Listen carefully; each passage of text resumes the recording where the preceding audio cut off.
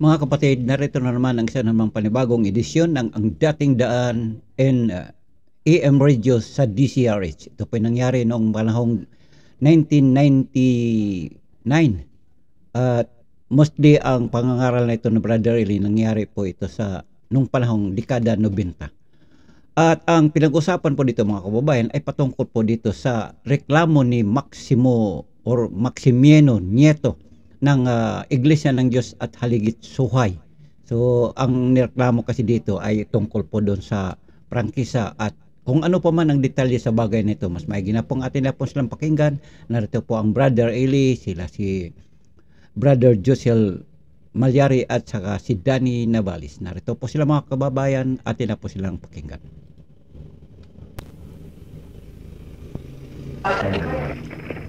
Ang ginagawa niyan magkalat ng mga paninira laban sa atin Kagaya nitong ipinax nila sa RMN, ano? Ayan, ano po, Kung saan tayo nagbo-broadcast. Ewan ko kung sa DCRH, nagpax din sila. Ipinax nila rito na ako raw ay Antikristo, ako raw ay silent billionaire. Tapos pinakita rito yung circular nila. At sila pa ang naglagay dito nung kanilang ginawa sa atin. Ito yung nakalagay, ganito Congressman Ronaldo Zamora, Chairman, Committee on Rules, House of Representatives, at Constitution Hills, Quezon City.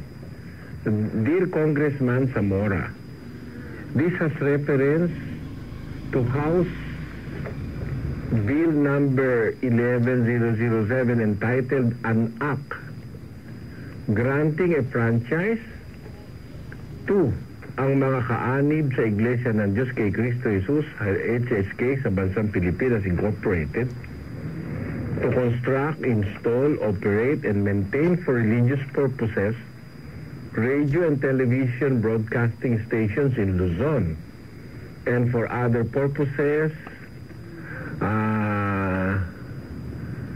and stations for Mindanao and for other purposes. Ito yung ating ini-apply na prangkisa sa Kongreso po. Kongreso noong 1993, kung di ako nagkakamali, kapatid na Willie, no? Apo. Nung makita nitong Iglesia ng Diyos na ito, yung Iglesia ng Diyos na pinamumunuan ng babae, Apo, na nag-a-apply na tayo ng pansariling radyo at telebisyon, prangkisa. Maiiwan na kasi sila kumbaga sa karera. Kulelat na sila milya-milya na layo ng ating samahan sa kanila. Tayo kasi noon ay nag-uumpisa ng lumaganap sa buong Pilipinas, ano? Sila naman ay hindi. Wala nga silang programa kahit sa radyo lang na burok-burok tayo magtatayo na nga naman ng sariling radyo, telebisyon. Siguro atas ng inggit, itong mga taong ito ay gumawa ng paraan at tinutulan yung ating paggamit ng salitang mga kaanib sa Iglesia ng Diyos. Sapagkat sila raw ang Iglesia ng Diyos. Yun nga po. Sila raw ang unang nagrehistro nun. Samantalang kung titignan mo sa kasaysayan, may mas nauna pa sa kanila na Iglesia ng Diyos kay Cristo Jesus. Ganun pangalan din po. At iba yun kaysa sa kanila. O iba yun kaysa sa kanila. Kaya kung ilalagay mo lang sa tunay na hustisya, mas dapat magreklamo yung nauna pa sa kanila kaysa sa kanila. Dapat po. Bagay, wala naman silang dapat ireklamo dahil hindi naman tayo nagkiklaim na tayo Iglesia ng Diyos kay Cristo Jesus. Ang ating claim, tayo mga kaanib sa Iglesia ng Diyos, yung nasa Biblia, hindi sa kabila. Ganun pa man, kinatigan sila ng Korte Suprema, wala naman tayong magagawa. Hindi naman tayo tumututol sa desisyon ng Korte Suprema dahil ipinagbabawal lang laman ng Korte Suprema yung paggamit ng salitang Iglesia ng Diyos sa rehistro. Hindi naman ibinawal sa atin ng Korte Suprema na wag na nating basahin yung nasa Biblia Iglesia ng Diyos. All the times naman na ginagamit natin yung Iglesia ng Diyos, we refer to the Church of God in the Bible. Opo. Not this Church of God in San Jose del Monte. No? Ito,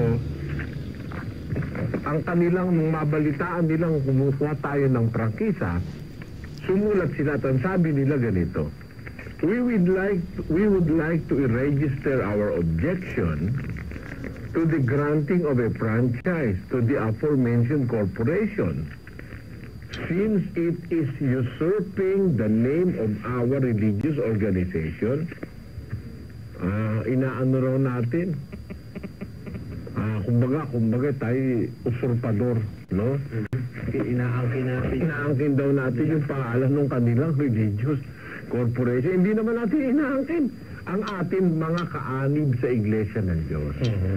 Sila naman, na nasa Biblia, no? Sila naman, Iglesia daw ng Diyos sila.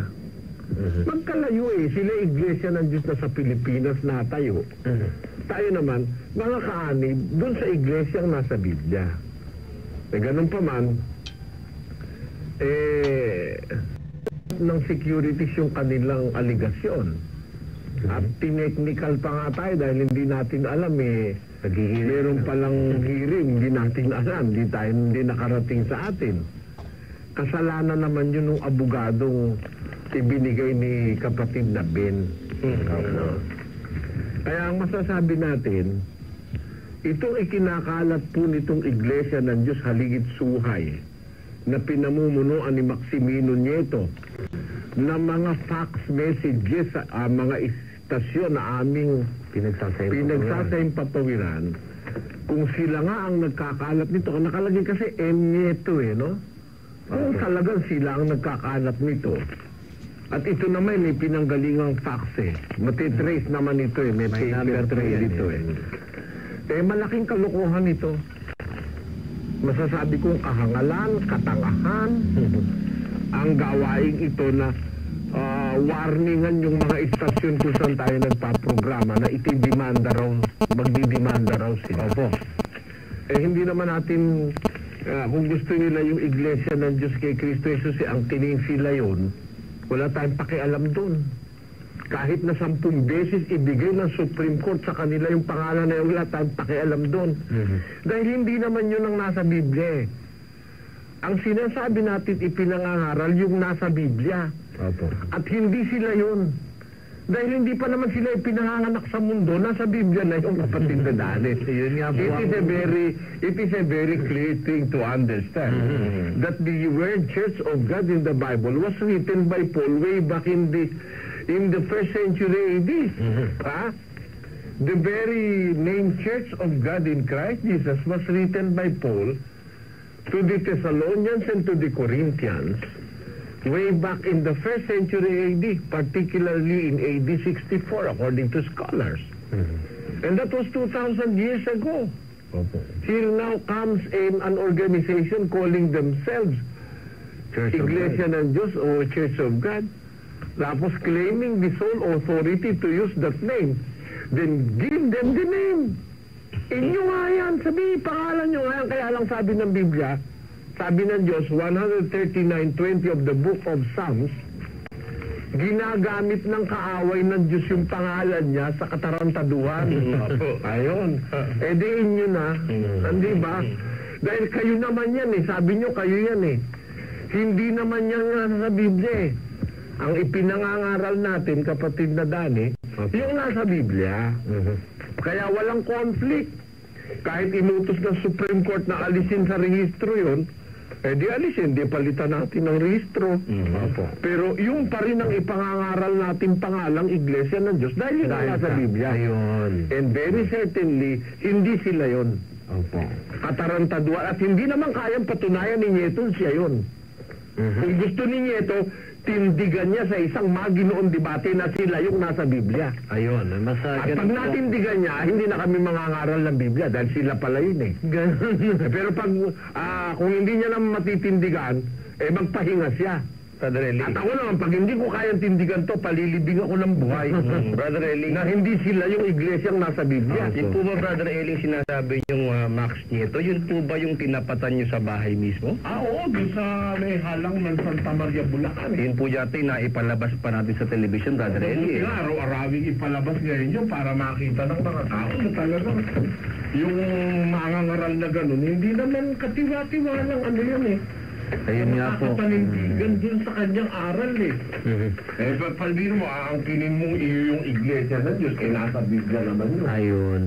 Speaking of confusion po, Brother Eli, parang kung ano lang, sa analisa ko, Brother Eli, kung buhay lang yung mga unang apostol at yung mga talagang nagpundar nito sa pamamagitan ng Diyos at ng ating Panginoong Kristo. sasampalin sila. Opo, sila ang dapat i-demanda eh. Oo, sila dapat i-demanda dahil sila ang usurpador. Yun nga. Alam mo kung bakit sila usurpador? Oo. Eh, bibilo mo, ang kinin mo yung nasa Biblia, hindi naman ikaw yun. Simple lang naman eh. Pati judge maiintindihan yung ating kaso eh. Ano yun? Paano po? Kung mag-iisip ang judge, na ang ipinangangaral natin, hindi yung organisasyon nila. Ang ipinangangaral nating pangalan, yung nasa Biblia. Ayun. At hindi pag-aari yun ng isang grupo, no? Yung nasa Biblia, pag-aari ng Diyos yun. Di ba, ang Diyos ang naglagay ng pangalan doon na Iglesia ng Diyos or Church of God. It is God, the Almighty, that owns the church. That's the why in the Bible, the church is called the Church of God. And certainly, it is not the group of Maximino Nieto that is claiming the sole authority to use the name. Eh di gamitin nyo sa securities.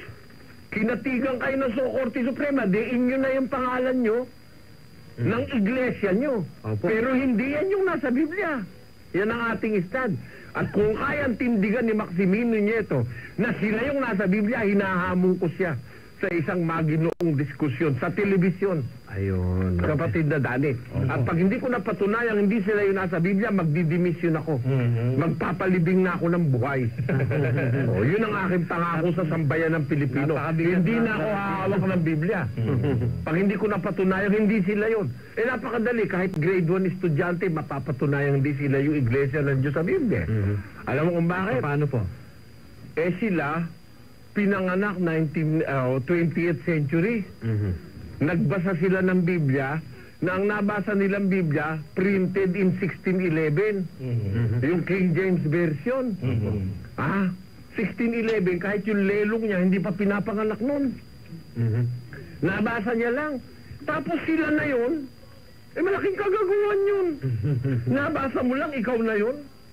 At sino nagbigay sa iyo ng karapatan na suluhin mo ang pagbabasa ng Biblia? Eh katunayan, gusto mo ni Max eh. Patutunayan ko, ni karapatang humawak ng Biblia, wala siyang karapatan eh. Ganun po? Oo, wala naman siyang unawa doon sa hawak-hawak niya eh. Ang Biblia parang sulat yan eh. Sulat ng Diyos sa kanyang mga anak. Eh kung di ka naman anak, ba't mo papakialaman yan? Kaya nga magliligaw ka lang ng tao pagka pinakialaman mo yan eh. Pati po pala paghawak ng Biblia, dapat may karapatan ka, brother. Ay oo naman ano. Ang sulat, may address eh. Opo. Ha? At may pinanggalingan. If you are not the rightful addressee, hindi mo pwedeng, you cannot take possession of that letter. In fact, halimbawa, sumulat ako sa iyo, kapatid na Willie. Opo. Ini-address ko sa iyo, dumaan sa koreo. Pagka natanggap mo yon, kahit na ako sumulat, di ko na pwedeng bawiin. Dahil iyo yun.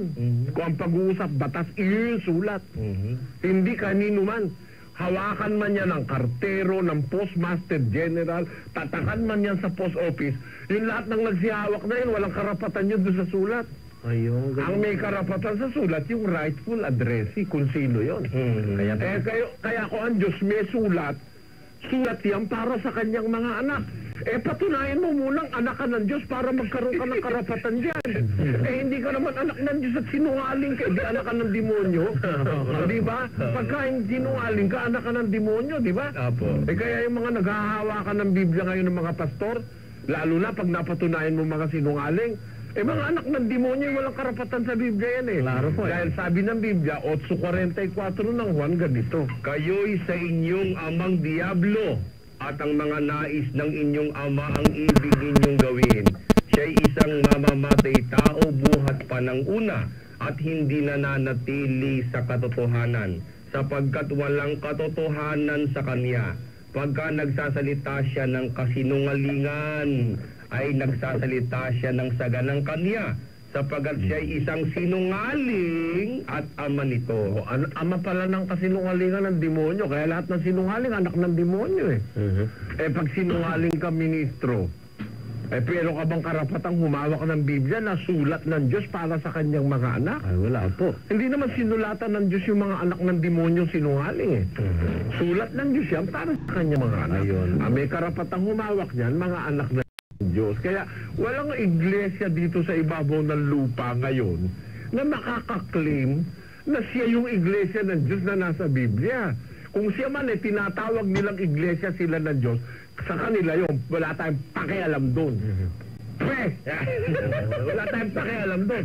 Pero yung nasa Biblia, huwag nila tayong pakialaman na yun gamitin, kapatid na Dani. No? At na yun ipangaral, maging sa radyo at maging sa telebisyon. At huwag niyong takutin yung mga istasyon. Hindi naman mga bubuk at mga bobo yung istasyon na yun na basta maniniwala sa inyo, no?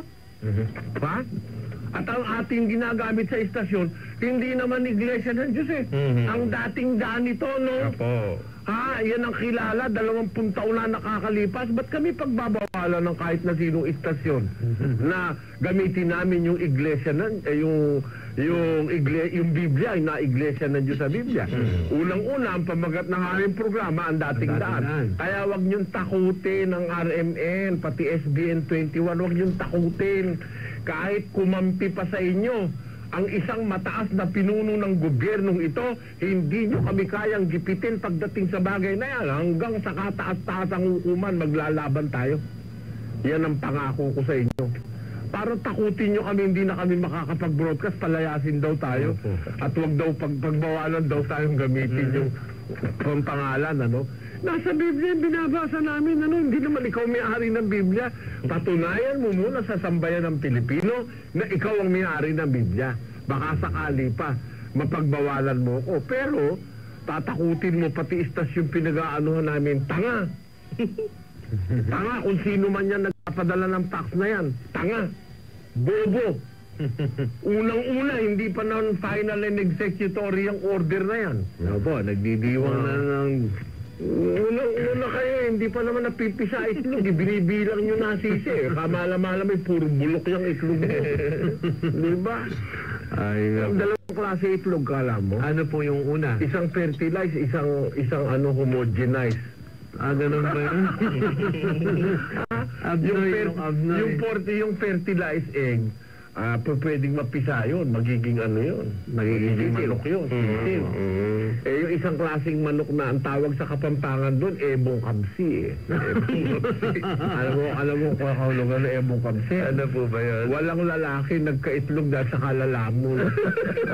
Ebong kabsi. Parang isip yun. In other words, yun na yun, ebong kabsi. Ebong kabsi yun. Anya mo may ibon niya, huling kay kabsi na. Pero walang lalaki, niya itala si Milya. Uling alayan si Milya, mabugukya mo. Well, ibugukya pala yung ibon mo, bibilang na kasisi. Ninanu ko. Ninano lang. Kanino rin papadala, kapatid na Josel? Kanino pinapadala itong mga warning na ito sa mga istasyon? Dito po sa lahat ng mga himpilang pinagsasayang papawiran natin, Brother Eli. Kung sino man yung nagpapadala niya, gago yun. At ano na yan Nananakot, gago yun, ano? Walang kamalay-malay sa tunay na tama. Malaking kagaguhan niyang ginagawa niyang mga tao na yun, napadala ng padala. Kung sino man yun, ha? Hindi ko sinasabi kung sino yun, pero nakalagay M. Nieto. Hindi natin alam kung siya nga yun. Pero kung siya man yun, malaking kagaguhan yung ginagawa niya, di ba? Oo, nagdi-display siya ng kagaguhan eh. Katunayan yan, pinagtatawanan lang po siya nitong mga stasyon na pinagpapadalan nila eh. Hindi nga pinapatulan eh, hindi nga tayo kinikibunan. Sabi mo naman, please react your station. Ano sabi rito?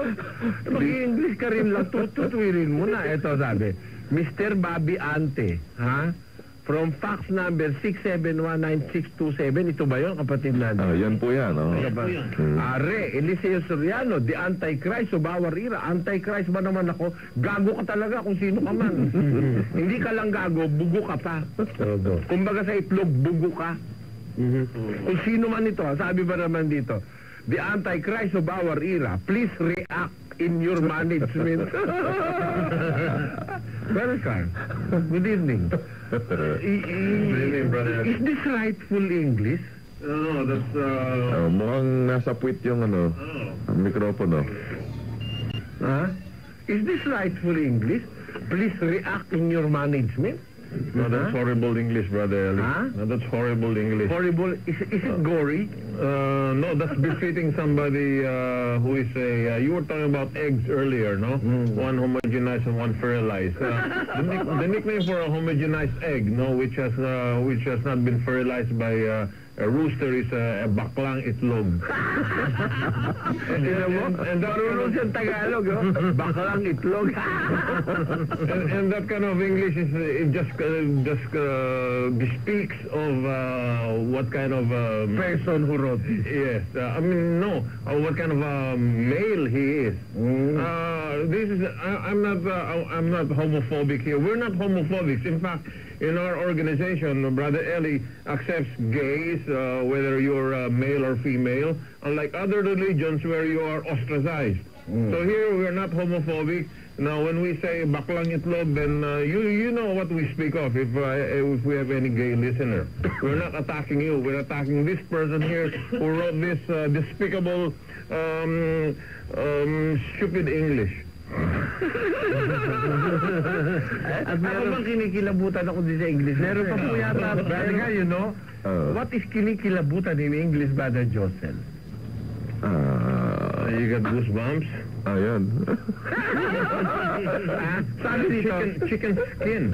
chicken. Yeah. Sabi dito, Eliseo Soriano, the Antichrist of our era. Please react in your management. Registered to religious organization with Security and Exchange Commission. M. Nieto, 0919-572-4195. Binigay pa yung kanyang Cellphone number. Ewan natin kung sino itong M. Nieto to. Baka naman ito Maximina Nieto. O kaya Maxima Nieto. Maaari naman itong Maxi Nieto. Kung sino man ito, no? Malaking gago ito. Itong nag-fax na to, alam mo kung bakit, kapatid. Biro mong paratangan akong Antichrist. Silent billionaire pa. Silent billionaire pa ro. Malaking gago ito. Gago talaga to. But Eli, that person has another nickname besides. No, not a nickname. He has other initials besides MN. It's KSP. KSP? Yes. What do you mean by KSP, Brother Carl? Kulang sa pansin, I think, right? Brother Eli, maitanong ko lamang po. Ang sabi kasi dyan, Security and Exchange Commission. Meron po bang commission na Security and Exchange Commission? Wala, securities. Ayun. Akala ko security agency yan eh. And the Exchange Commission. Awa-awa naman itong taong ito. No? Trying hard na masyadong kagaya ko ito. Na akala mo, panalong-panalo na sila. Nagdidiwa. Manalo man sila sa security, sa pangalan sa rehistro. Hindi naman, the name doesn't rightfully belong to them, Brother Carl. Which name is this, Brother Eli? The name Church of God in Christ Jesus. In fact, I mean, no one owns it. We don't even own it. That's the reason we are called. And we do not claim in any time, Yes. in the past or in the present. Not even now. We don't even lay claim to it because we are just members of the Church of God in Jesus the Christ. And nobody, even the stupid Supreme Court and all those judges or whoever who has passed a resolution against us, I tell you, you can even sue me. You're stupid because nobody can lay claim to this name. So whoever's laying claim to this, I don't know. You are stupid. You're a moron. And the decision of the Supreme Court, Brother Carl, is ordering us to not to use the name, which is confusingly similar to the name of this organization that sue us. And that is very clear. And we subject to that. We, as law-abiding citizens, subject to that. But for this group,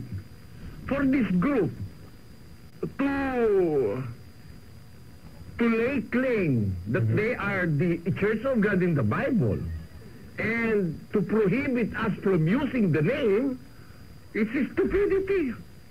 Correct. It's advance of stupidity. Yes, and I'm passing on this particular stupidity to the Supreme Court itself. You can even sue me, you supposedly honorable judges. You can sue me, and I'll use and I suppose, I think, I was just speaking to a lawyer, and I asked him, can you use the Bible as a defense? Because after all governments, even all courts, they use the Bible as what, Brother Eli?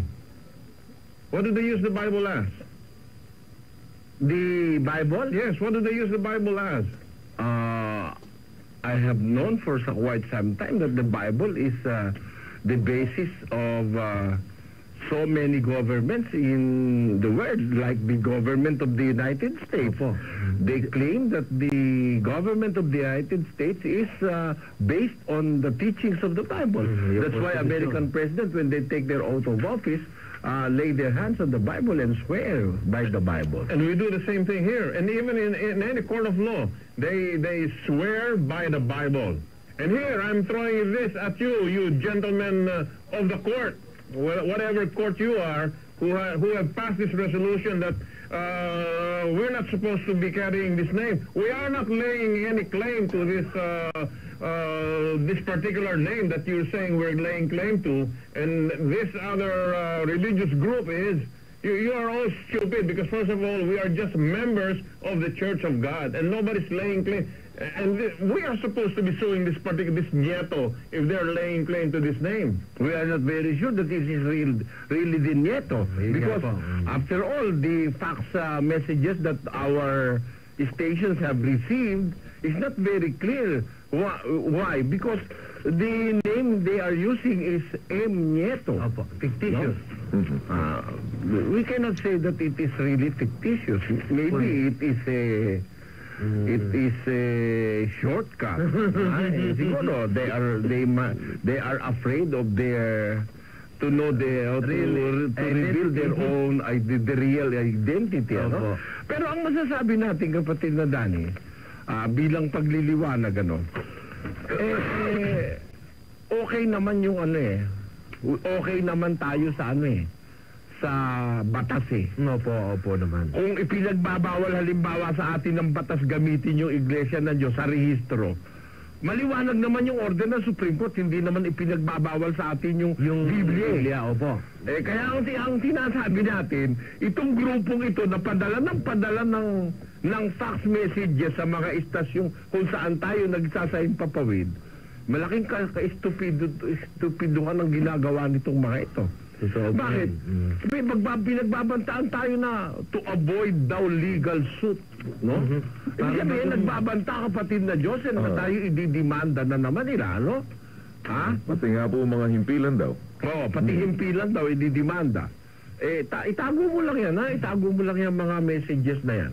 Samantalang, maliwanag lang naman ang order ng Supreme Court dun sa securities, Yung corporate name, yun ang order ng Supreme Court, Hindi naman ini-order ng Supreme Court sa atin na huwag na natin babasahin ng Biblia. Totoo po yun. Ayon. At kaya malaking kalokohan yung pagbawalan tayo niyang gamitin yung Iglesia ng Diyos na nasa Biblia. Pangangaral sa telebisyon.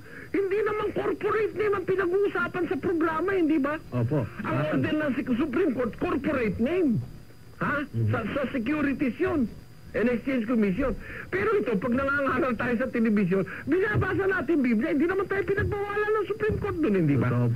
Kaya para pagbawalan tayo nitong grupong ito, malaking ka-estupiduhan nito. Di ba? Tama po yan. Sayang nga lang po, Brother Eli, wala tayo pa yata po nung kopya nung noong desisyon ng Korte Suprema. Yun nga ang aking ipinagtataka naman meron na lahat yung kaaway natin, tayo wala Yun pa. nga po Wala pa tayo natatanggap Ha?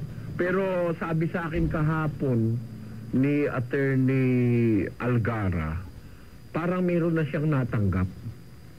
Kailan? Apo, may pinadala na sa kanya. Pero wala pa rin akong kopya hanggang ngayon.